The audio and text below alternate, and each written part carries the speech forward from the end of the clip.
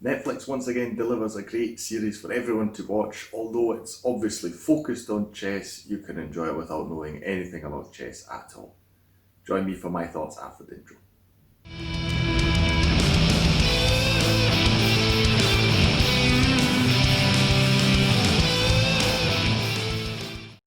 Hi, my name's June. Welcome to another review video on my channel. I am yet again talking about a TV show, and it is yet again a Netflix series. And I must admit, I am biased towards Netflix. I remember when they came about in Austria and Europe years ago. We decided to go with Netflix very early on, so I would say that was probably about 6 or 7 years ago. And I must admit, I've not regretted that ever since joining. It's only become better. They, for me, deliver the perfect programming because I'm not a TV watcher. I don't like the idea of being told when I have to watch what. Then you have the adverts and all these things going on. And particularly when I watch a TV series, I want to watch as many episodes as I want to in that day and not have to wait for another week. While I get that sometimes builds up the suspense and a longing to see more than that, I still just prefer, I don't always binge watch, but when I do want to, I am glad that Netflix provides that. I'm not sponsored, by the way, just to clarify that.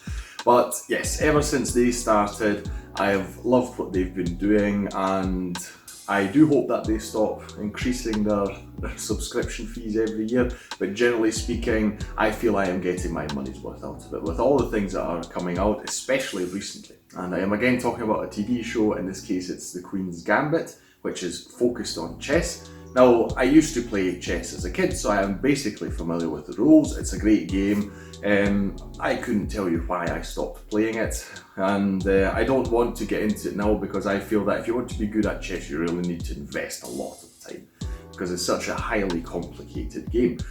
You've got so many pieces on the board and so many squares, so there's such a vast amount of possibilities that it really blows my mind how a game that on the surface appears so simple can actually be so complex and difficult. So yes, we have this series, The Queen's Gambit. It's a limited series, so it's only got 7 episodes. I believe that is the complete story. It is based on a novel. I haven't read it, so I'm not sure if there is anything else to come, but it does feel like a very complete story, so I believe that is it. The story focuses on a girl called Elizabeth Harmon, or it's shortened to Beth Harmon for the majority of the story. And she is an orphan. She grows up in an orphanage. They show you all sorts of things that happen there, what it's like to live there, what it's like to be brought up. Again, I'll remind you, it's set in the 60s, so it's very, very different to our world today. Bit weird to think that was already 60 years ago. Anyway, she seemingly doesn't really know where her life is going, what she wants to be, and she discovers chess when she sees the janitor playing it on his own in the basement. And she decides that she wants to try this out. She discovers that she's very, very good at it. She's particularly good at strategizing moves in advance, so they show these pictures where she's staring at the ceiling and the chess pieces are moving about, and so she's working out what the next moves are going to be. By the way, very, very nice visual image. I really liked how that was done. She does get better as time advances, and the janitor realizes that he's got a chess prodigy in front of him, so she is very, very exceptional despite her young age. And the problem is that in order to get into this mind space, she uses tranquilizer pills that the kids are given regularly, so she doesn't swallow them at the time she's supposed to. So she collects a few over time, and then she takes multiple at the same time in order to get her obviously into this mind state to allow her to design all these chess moves. Obviously very, very problematic. And if I was going to say the film there, it's a series. It does feel like a long film actually. It doesn't really feel like a series. That's, I suppose, why they call it a limited series, because it feels like a mix between the two. And it takes you basically throughout her journey in the chess world. As you can imagine, again, it's set in the 60s, so generally as a woman, not an easy time. It's even today, we're not there where we're supposed to be, and 60 years ago, obviously, that was even more of an issue than it is nowadays. Not only that, but it's also shown, it's one of the topics in the series, chess was, and probably still is, a very male-dominated world. it's a very male-dominated game. Definitely back then. Although the whole thing is fictional, I'll get to that later on, I do believe that it will probably be a very accurate depiction of what it was like. And so on top of everything else, she has the problem of just having to prove herself in this male world. What I believe many people really like about this series, and it's something I would agree with, is the writing is excellent. You have some great characters in here, the character development of course.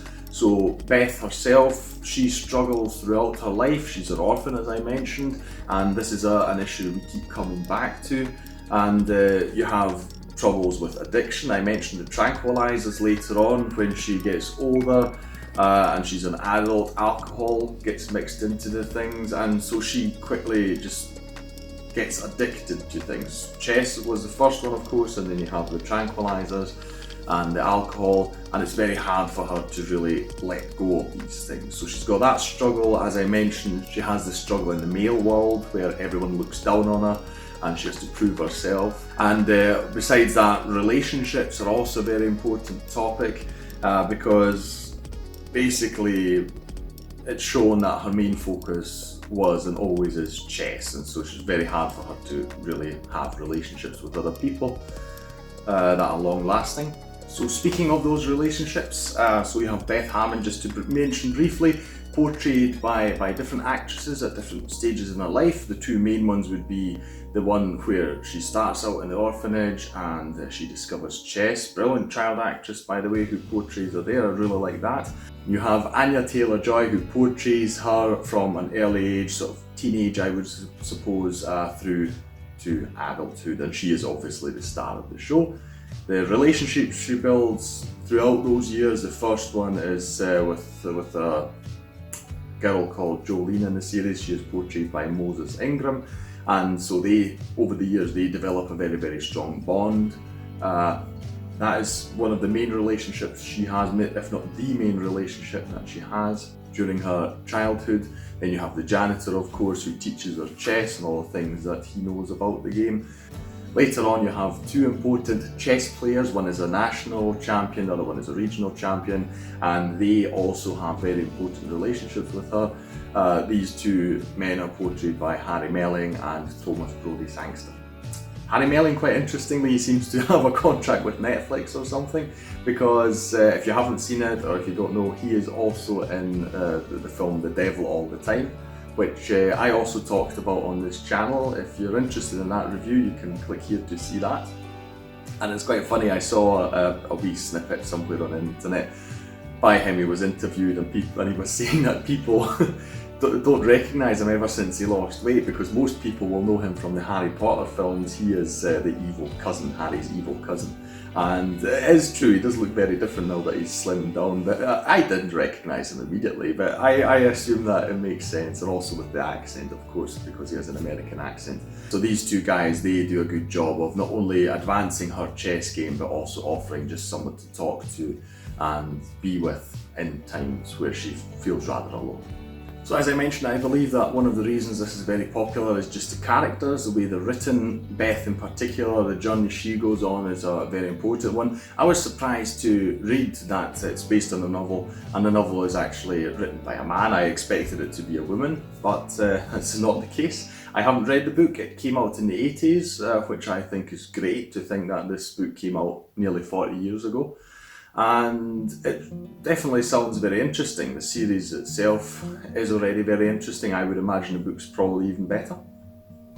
And I was actually very disappointed to discover that this is fictional, because while this was going on, while I watched all the episodes, I was hoping that this was a real story, because I felt it was very inspirational and very relatable.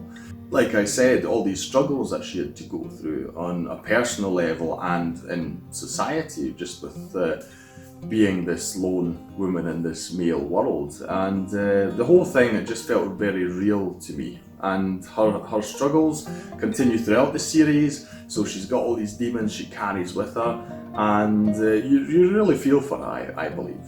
The portrayal helps a lot as well. I've seen Anya Taylor-Joy before in particularly Split and Glass, those two films by M. Night Shyamalan, and I already noticed her back then, but here obviously she is the star of the show, and it shows a great actress, definitely, because high quality stuff. She really makes you see what she's feeling, because a lot of this is basically her on her own struggles, etc., and she's in her mind and that. I feel she does a very good job of really letting you see into what's going on in her mind and all these struggles she faces. As far as the chess playing goes, as I said, I played as a kid. I haven't done much since then. What I saw in the series makes sense to me. I don't know and can't say how entertaining it is if you're a really good chess player. I would assume that it all is thought out and makes sense, and it is sort of really high quality strategy going on there. So I can't comment on that, I'm afraid. If you are one of these avid chess players, let me know in the comments down below what the chess playing is like on a technical level. Is it good? Is it bad? Yeah, I would love to hear some thoughts on that. Overall, Netflix once again provides us with a great series. Again, high quality stuff, as I said, as long as they keep producing things like this and all the recent films and TV series I've talked about on the channel, I am more than willing to continue my subscription with them. Watch this in particular. I feel it's a very, very inspirational story.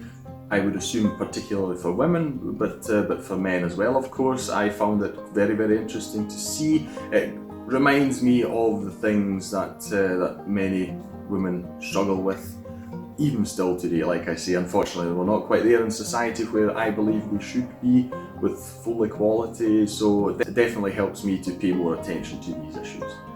One thing that really stands out to me are the costumes. It's set in the 60s, as I mentioned. That is, of course, before my time. But I think that the costumes are phenomenal. This is also something that I have seen mentioned on social media. I fully agree.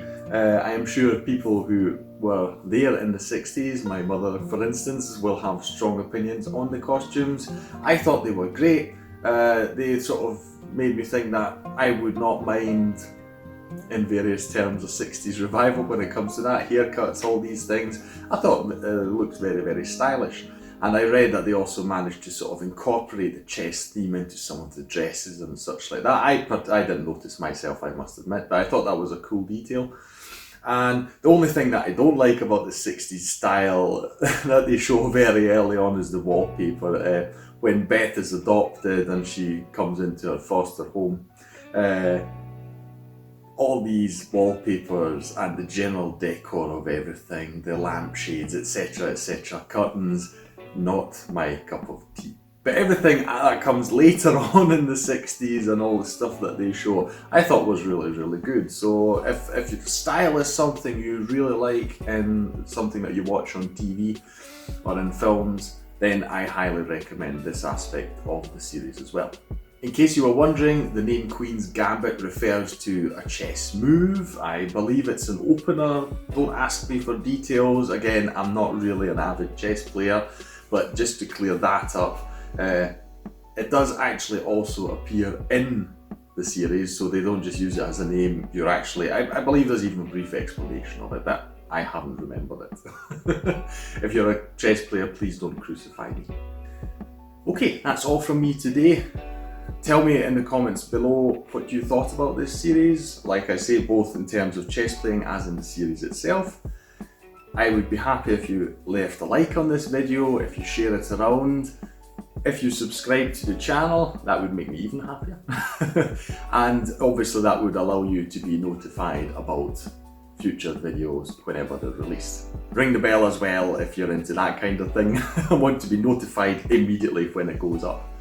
Other than that, I'll thank you for watching and I will see you in the next one. Take care. Bye.